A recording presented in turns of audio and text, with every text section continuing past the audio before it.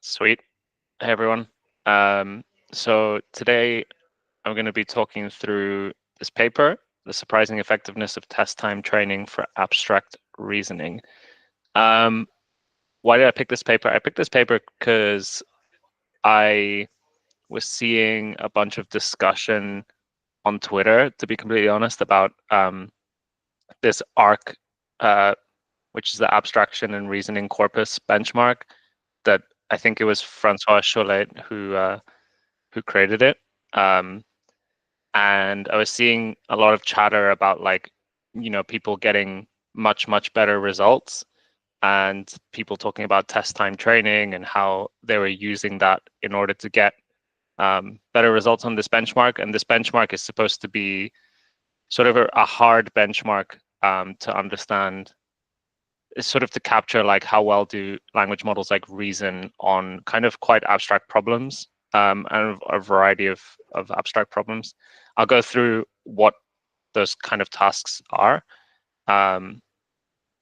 And yeah, and this was one of the papers where they get through some of the discoveries in this paper. I call them discoveries, that's a bit generous. Through some of the experiments they run in this paper, they basically managed to achieve state of the art on this benchmark, along when paired with other methods from other papers that performed well on the benchmark. So we'll go through the results. But what I really liked about this paper when I looked at it was that they ran quite a lot of like ablation studies. So they just, it's really cool to see like the amount of different combinations, experiments they ran to show the effectiveness of different methods. And I think, while there's nothing groundbreaking, I think, in this paper, I think it's just a nice way to see how they've approached the problem, and and how they've set up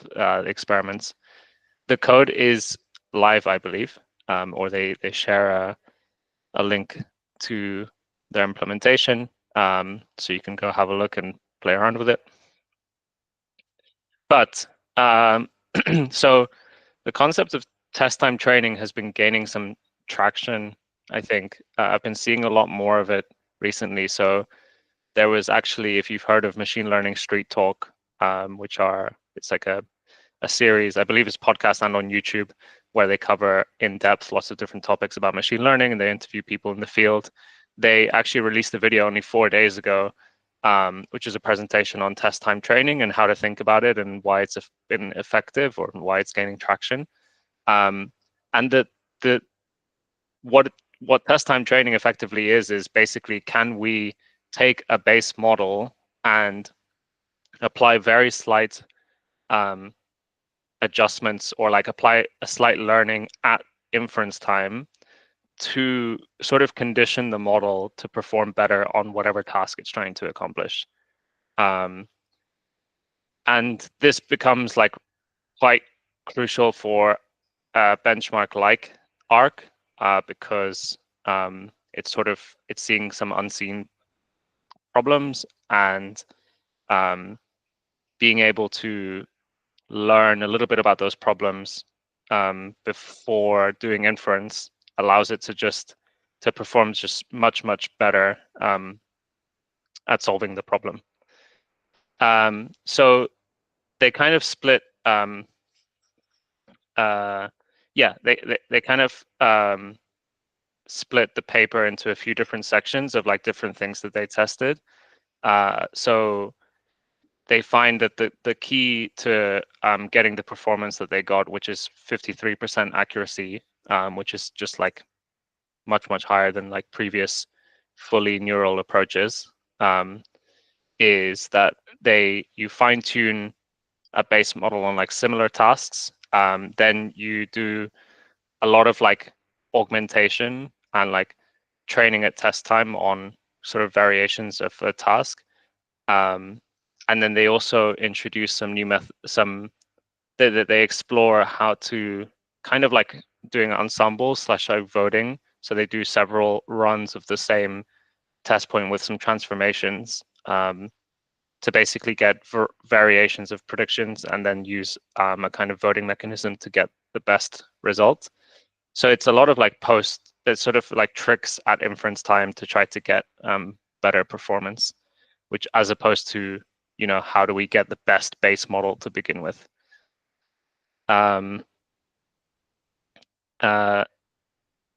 Cool. So yeah, as I mentioned, so we obviously know like language models can be effective at solving quite a different problems. They show like emergent capabilities when, even though they sort of haven't explicitly seen a specific task, like they can still perform pretty well on some of them. But when it comes to solving new kind of reasoning, planning problems, we find that they're not very effective at solving them. So the question is like, what can we do to improve their performance on these kind of like reasoning problems? And it sort of builds on this kind of new, fairly like underexplored or like quite new thing of like test time training. So it's it's basically thinking like, okay, you have like a little bit of data at inference. How can you use that to better improve your performance on a specific task? And there's a couple of different approaches. I haven't gone through like all of the different background reading, but I think it's still unclear like how how best to apply test time training. Like, how do you set up your data? What should your loss be? Should it be like a unsupervised or a supervised loss function? So there's kind of these different questions to explore, like how do you set up test time training most effectively? And that's kind of what this paper really covers. So as I mentioned, they focus on this particular benchmark, the abstraction and reasoning corpus, which involves these kinds of problems. They're visual in nature. So all of the tasks involve some kind of input grid, which has a set of colors, and each input example, in this case, these top ones, will have some transformation applied to them. And those transformations range in difficulty. So some of them are simple, like flips or transposes or things like that. Some are more complicated in terms of like more pathfinding algorithms or more like complex logic that's used to get the output. I was actually, funnily enough, trying to figure out like exactly what like this what this problem was, or how I'd like quantify this. But the idea is that the problems look something like this. Basically, you have like a grid with different sets of colors, and you have to try and learn the transformation. I think Arc has like a few hundred different types of tasks like this. So you can think of a task as like one of those transformations. Cool. So yeah, as I mentioned, they're sort of contributions, or what they explore in this paper is they explore, okay, how do we create like test time training data in the most effective way. And the self-consistency component is what they do, where they vary the input they use different transformations to vary the input to get different variations, or to get a variety of predictions, and then basically use some kind of voting method to get like a final prediction out. And doing that leads to, I guess, more diverse samples, or like more diverse predictions, which overall has a positive effect on getting the right answer. What's cool about this paper is, if you look into the ARC dataset, there's kind of two approaches to solving this ARC benchmark. One of them is like a fully neural approach, right? So can we train a model to, given the input, predict what the output's going to be. The other approach is like what's called program synthesis. So as far as I understand, it's basically can we find the function that can we find the appropriate function that maps the input to the output? And a combination of these two tends to, I think, is what the state of the art basically is on Arc. But what they do here is like with these test time training, they manage to improve the performance of the fully neural approaches quite significantly.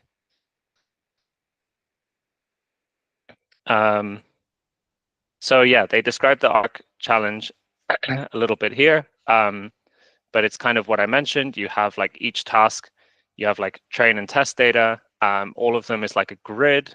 So all of the input output pairs are grids, and they have some kind of colors on the grid. And one of the things that is up for debate is like how do you best parse the grid to like feed it into a language model. They do something very simple where they basically they map like each color to a number, and then basically just like the grid just becomes a grid of numbers where the numbers map to the colors. Yeah, so as I mentioned, there's like program synthesis and neural approaches. But yeah, they focus on neural approaches.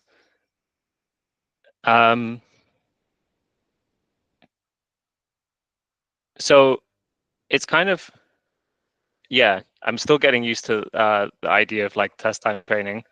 But it's kind of like in context learning, I suppose, doesn't like, it's not explicitly updating the parameters, but I guess it sort of conditions the model in some way, which might make it have slightly different like activations, I guess, for the input. So if you apply some examples or in context, it'll condition the output in some way that's favorable, but it doesn't always work effectively. And especially they point out that like with smaller language models, so like the 3 billion or the 8 billion parameters, it's not really effective on these kind of novel tasks, such as those in Arc. Now, so test time training, in contrast, explicitly like updates the parameters of the base model by creating a small training data from the test inputs. So they do. So a big part of this is like, okay, how do you construct the training data to do these like parameter updates at inference time, and that's what they'll focus on in section 3.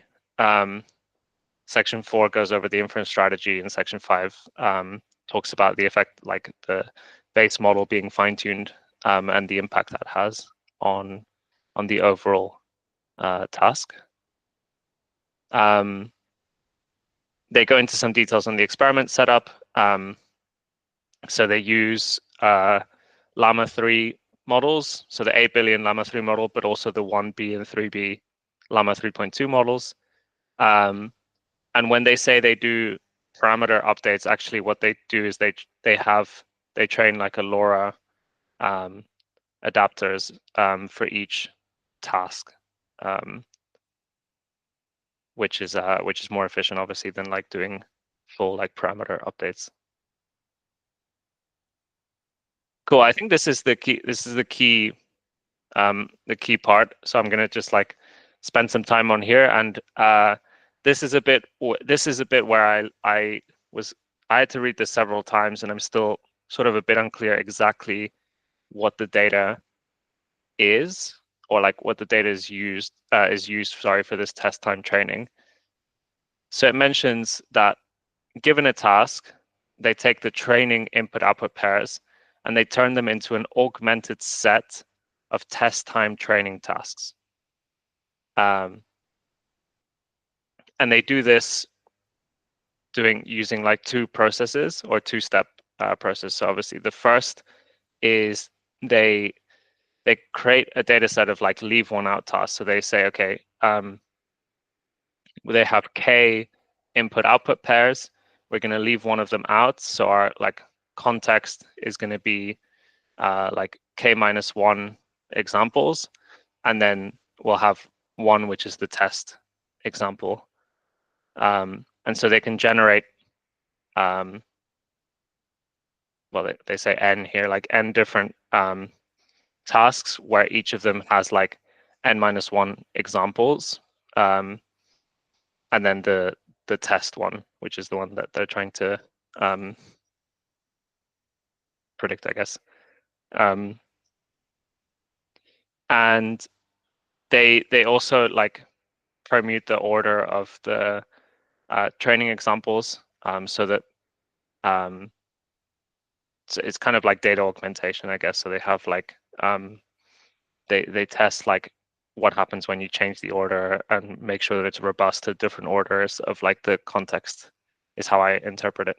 And then they also apply some like simple transformations to the tasks. So things like rotation, flips, like maybe permuting the colors, scaling the size. And so they, for all of the pairs, they have like, they sort of augment this data through applying lots of different transformations. So effectively you get quite a large, well, like you end up getting a much larger like data set, I guess, to train at test time by doing this data augmentation and having this like synthetic data set of like context and then the final test time one.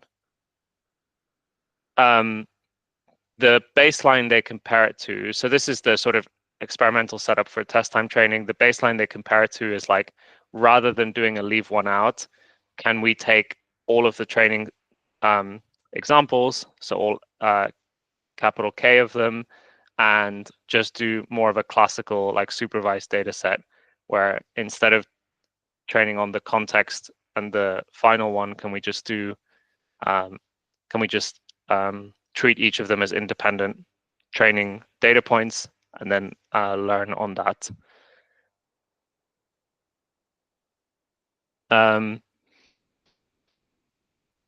So yeah, as I mentioned, they use they optimize like specific like LoRa adapters for each task.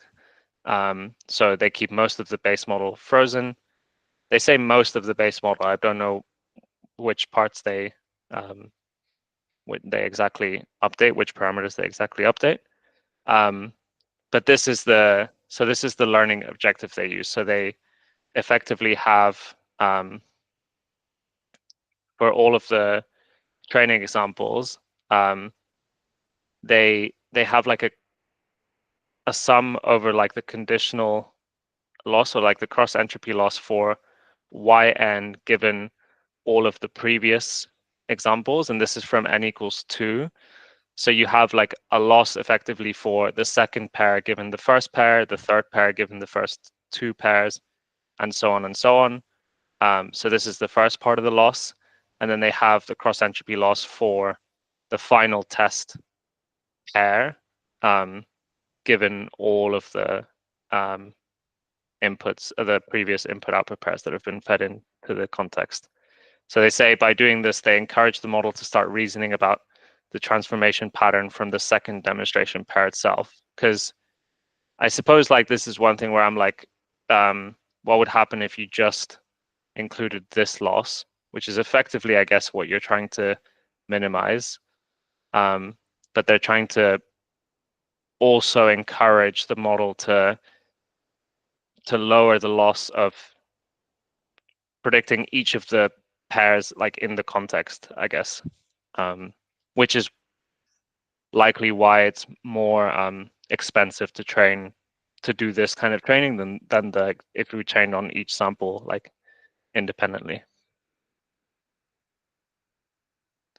Here is where I was confused when I first read this paper, because I saw like Y test and X test, and I'm like, when it's talking about like this whole idea of test time training messes with my head, because I'm so used to this paradigm of like train and test is completely separate, and now I'm seeing training data at test time, and my head is just like completely exploding. So, but I think these X's and Y's are training data. But you have a base model, and what we're doing is this, I guess how I interpret this is we're basically doing a small training set, like a small training run before we predict on the test inputs. But please jump in if you have any other interpretation of this. This is how I've interpreted it.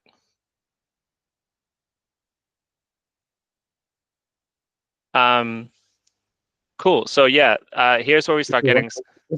Does the order, because you say we predict the second sample based on the input we have from the first, and so on and so forth. So does the order matter here? Yes, it does, and I think that's why they apply, why they do two permutations of this of these synthetic training examples. They only do two, maybe because it's otherwise just more like much more expensive. But yeah, I suppose that's why they do that. Gotcha. Yeah. Thank you.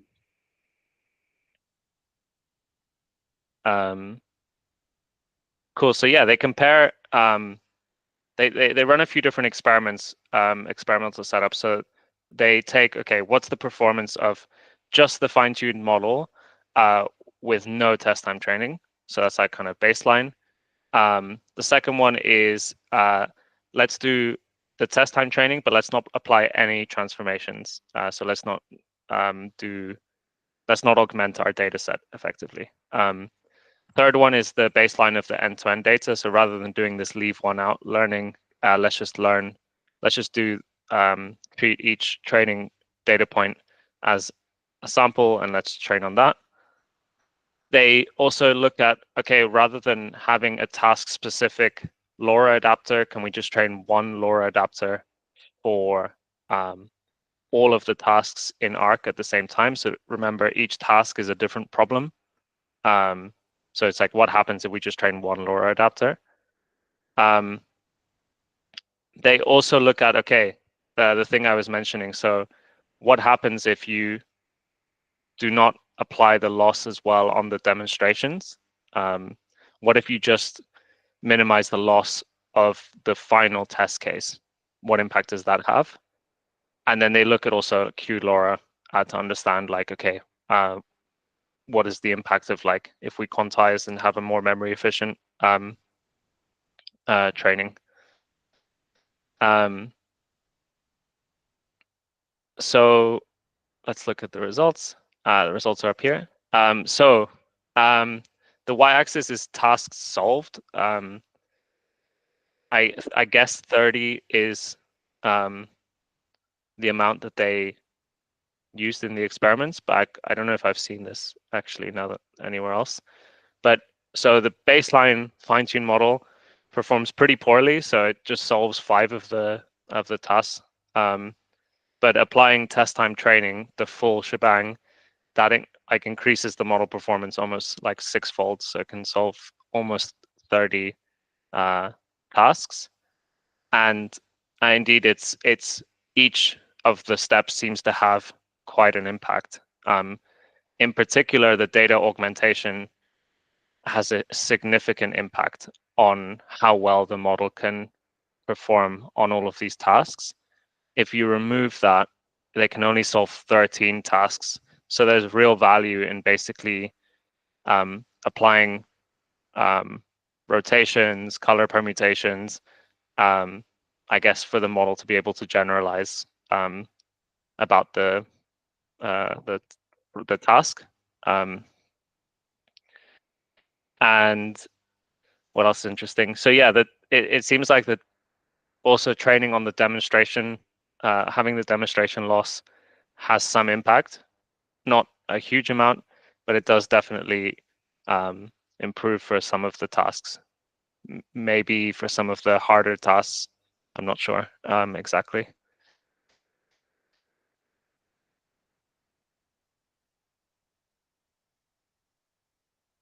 Okay, so that covers that's the test time training.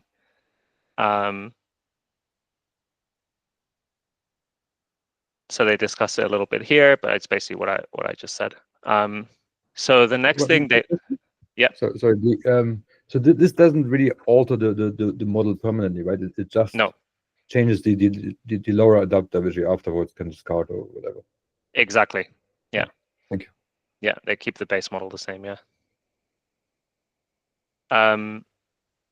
So the next thing they look at is, okay, we've looked at test time training. Now, in terms of like inference, how do we get better performance by, how do we effectively like sample from this like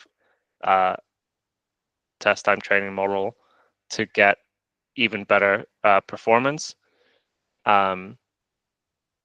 So sometimes like what they mention is like sampling can be effective in some domains where you can basically run the model several times on the same input.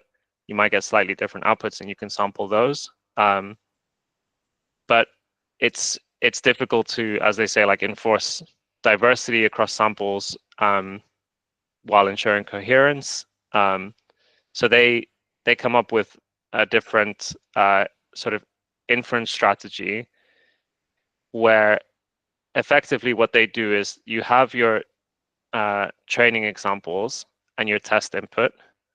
Then they apply transformations to the task. They have a figure. Oh no, hold on.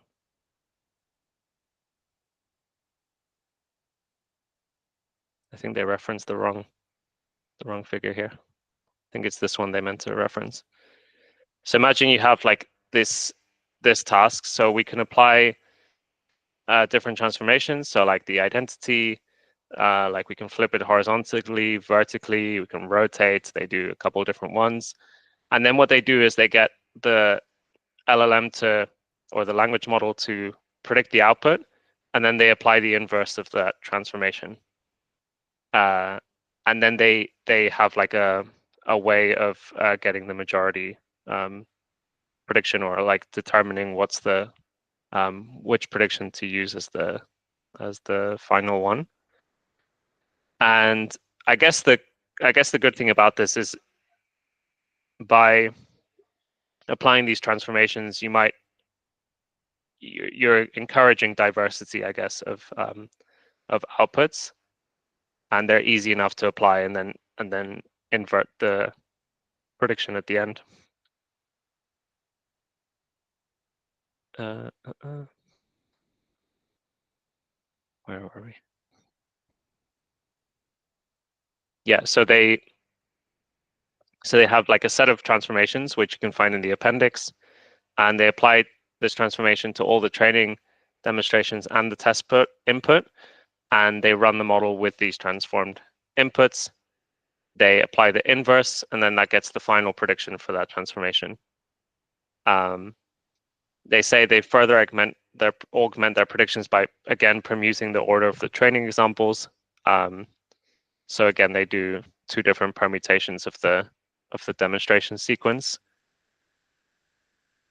And then they sort of ensemble the predictions. So they do this in two steps. So the first is they pool the predictions for each of the transformations, and they say, okay, based on this transformation, which are the most frequent predictions? And then they take those and then select the top two most frequent across all of the different transformations. They also do some funky, like they basically synthetically generate some candidates by looking at like if they don't have enough predictions for each transformation or enough diversity, I guess, they basically take like they sample like the row-based, the most frequent row across the predictions and the columns, and I think they basically just like create new candidate predictions, which I don't think I've ever seen before. But I'm not really sure. Yeah, I'm not entirely sure the benefit of doing that. One question I have from all the stuff you've been presenting is like, how much of this stuff is specific to this data set, like these techniques, versus are generalizable to other data sets? Yeah, I mean, it's a good point. Well, I mean, the transformations are very specific to this data set because it's visual reasoning. So I guess you can apply these kind of rotations and flips and rescaling and all of that. I'm not entirely sure how you'd go about like augmenting a more of a text-based benchmark. I don't know if there are parallels. But yeah, this whole paper feels it's extremely targeted at getting getting a better benchmark, getting better performance on the ARC benchmark, which I think kind of defeats the point of the benchmark, to be honest, because like the whole point of ARC is that it's supposed to be a benchmark for like, can language models like reason over these kind of novel, sort of slightly complicated tasks, where humans, even like the average human, only gets like 62% like accuracy over these tasks. And it does feel like we're sort of like trying to squeeze, I guess we're trying to squeeze like the results as much as possible. But I don't know if it doesn't fill me with confidence that this proves that language models can reason about these tasks. I don't know. Yeah, because maybe the reason why it's so hard for a person is because most people don't have an understanding of image transformations or something like that, it could be just like a lack of knowledge that leads to poor performance on our part. Yeah. But it is hard to find a benchmark that's like both really like a good comparison of like I don't know how to put it. I can see why this is a benchmark people are using versus something that's more interpretable or makes more sense. Yeah.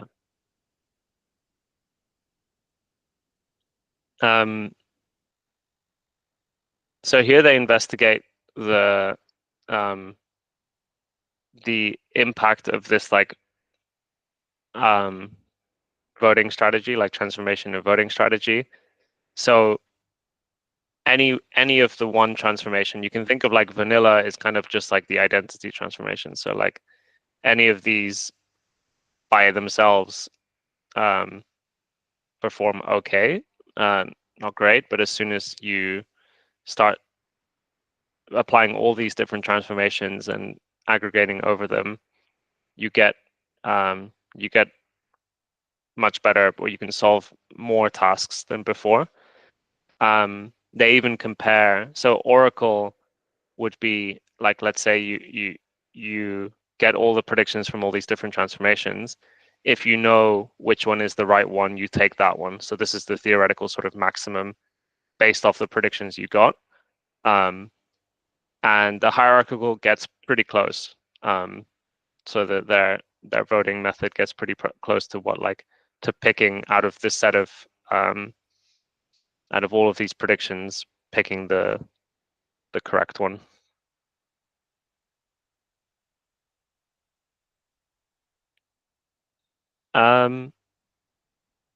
Cool. So then the last bit. So we've spoken about kind of the test time training. We've spoken about how you get a diverse set of predictions, which you can then ensemble over and pick the correct one. The third thing they explore then is like fine tuning. So whatever the base model is, obviously has an impact on the final outputs. So they explored a lot of like synthetic. How can we generate like synthetic training data to improve the base model before we do the test time training and the sampling. So they have like two different approaches to generate data for fine tuning. The first, which I found kind of funny, is like they just generate more data that like for the arc challenge. So I don't really like understand whether like these data generation functions are the same as what's used in Arc, but I get the sense they are. Like, I think someone sort of has like implemented the transformations for all of the tasks in the Arc training data set. So then they just generate more input output pairs than are in the data set. It's like, okay, yeah, I guess that's going to be effective. Makes sense that would work. Yeah, yeah, it's like cool. Add more training data, you'll do better. Generate more data. Let's go. And then the second thing is like, okay, now let's generate. So the first one is like, we have a fixed set of tasks. For each task, let's generate more samples. Cool. The second one is, can we use LLMs to actually generate new tasks? And they kind of dive into a little bit how they went through the synthetic data generation process. And I think what they landed on, I won't cover in too much detail, but if you're interested, they do provide some details in the appendix. But what they landed on is that they get an LLM to generate a new task description. So they feed it some examples of these Arc task descriptions. And they say, okay, first generate a description of a new task. And then they get it to generate code, like a function that would apply this task on an input. So they using this method, they generate like 6,400 new tasks effectively. And the last bit, which you can get a little bit sick of now, is like more transformations. So they enhance the data set. They enhance their synthetic tasks through like different geometric transformations, either on the inputs or the outputs, or both. So basically, it's like, let's get more data to be able to fine tune our models, and then they compare the base performance. So like, what impact does that have on if we just use the fine tune model, versus also what impact does that have when we then apply test time training, which is quite interesting. So so if you apply all of the synthetic data, so actually, first of all, yeah, if you don't fine tune, like it gets 0 right without test time training. So it's just like can't solve any tasks. I believe this is on, what model is this on? Well, they don't say what this one. I assume it's the 8B model, but I'm not sure. But what's interesting is that the best final performance of fine-tune plus test time training comes when you don't include the synthetically generated task from the language model. That it performs better than when you include them, presumably because maybe like they're not representative of the kind of tasks that are in the data set. So maybe it introduces more noise than signal. Whereas, for example, if you exclude the transformations of the input output pairs, that does have a significant, that does make the model perform worse. So the best is basically when you generate more data and you apply some data augmentation techniques. Again, nothing groundbreaking. This has been around for a while. Like if you can augment your data, probably a good idea to do so. And it seems to apply sort of across the board. What's interesting is that smaller models tend to benefit more from, well, 1 billion parameter model tends to benefit more from test time training than some of the other models, though it's close.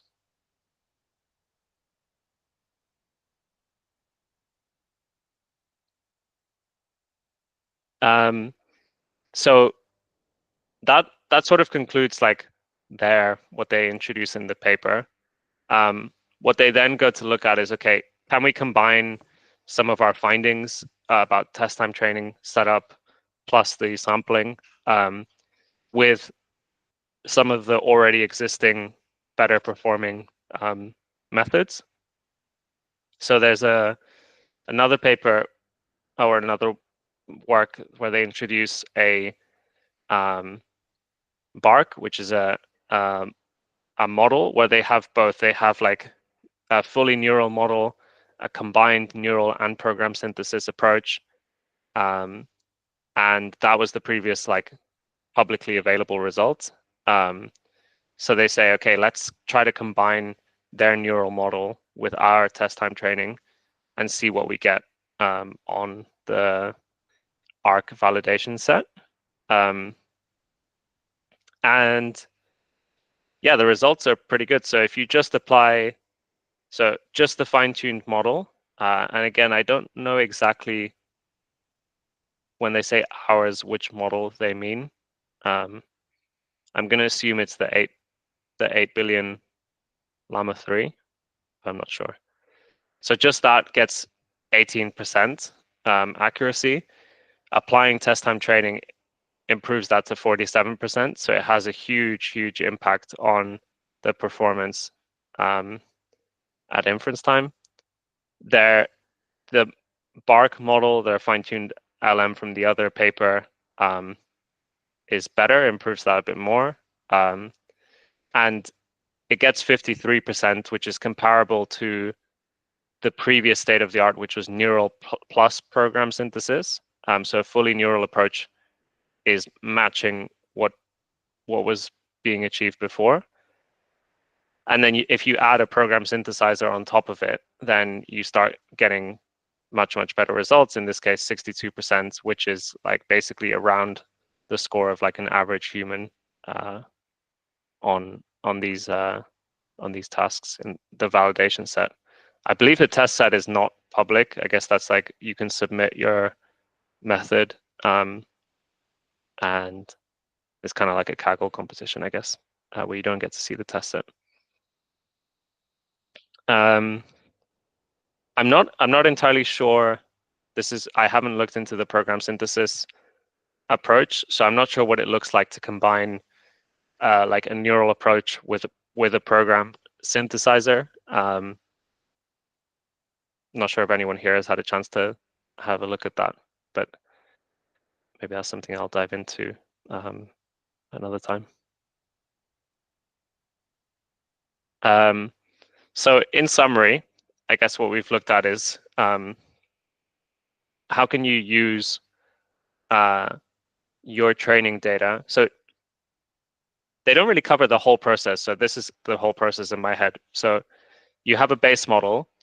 They've taken the training data and added more synthetic training data to fine tune the base model for these types of tasks, right? So we have a fine-tuned base model which has seen like these different tasks before, but I think it's not a large amount of data. So that fine-tuned model by itself doesn't perform great. We don't see great performance. However, what if when you're predicting a task at test time, you were to take the equivalent task training data and apply some and train a LoRa adapter before you do the predictions. And that's the first thing they do, right? So they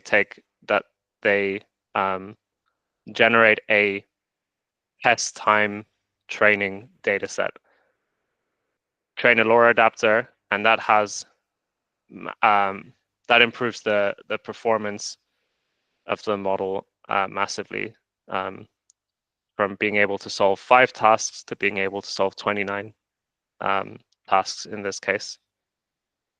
The second thing they look at then is, okay, how do you, once you have the LoRa adapter trained, are there ways that we can create diverse prediction samples so that we have a higher chance of getting the right output? So I guess that's more of like a sampling ensemble based approach that they do after. And so it's really the combination of those that becomes really effective at finding the correct answer for the test input. So we'll see how this goes. I think that's sort of the summary of the paper. I think I'm curious to see where this test time training goes to. There's a little bit of like, a lot of the references in this paper are very recent. So I think it's still quite novel. I don't know, I'm not entirely sure whether this is what OpenAI are doing with like the O1 models. I know they've spoken about like test time compute, but I'm not sure if it's an equivalent idea of like applying training, like effectively training at test time or something like that. But yeah, any questions, comments about the paper, about test time training? So what would you say is the main difference between this and few-shot learning?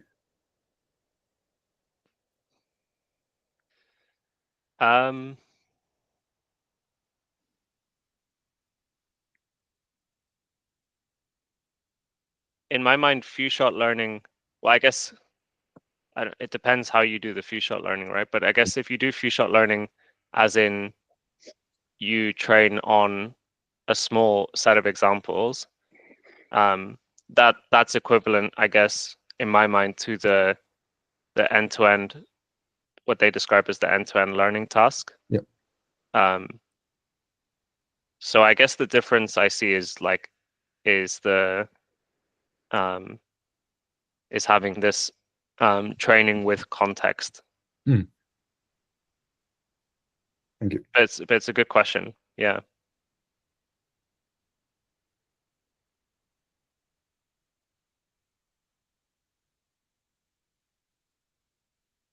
For me, there's no, I agree with everything you said, Gerard. It's more that they started using in context learning to mean like put some examples in the prompt, and so that's probably the terminology that's most commonly used for. But as you said, there's other examples of few-shot learning where you're training. Yeah.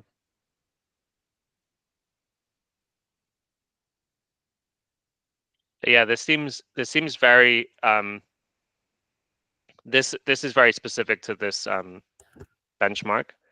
I'd be curious to see other papers which are more general around test time training, and how that's applied across a variety of tasks.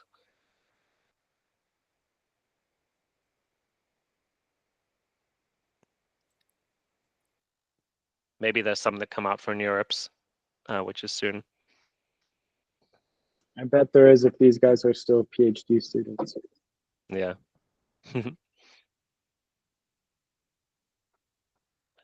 Cool. Well, thank you all for joining Paper Club today. Thank you very much. It was very cool. Thank you. Catch you later. Have a good weekend, everyone. See you. Bye-bye.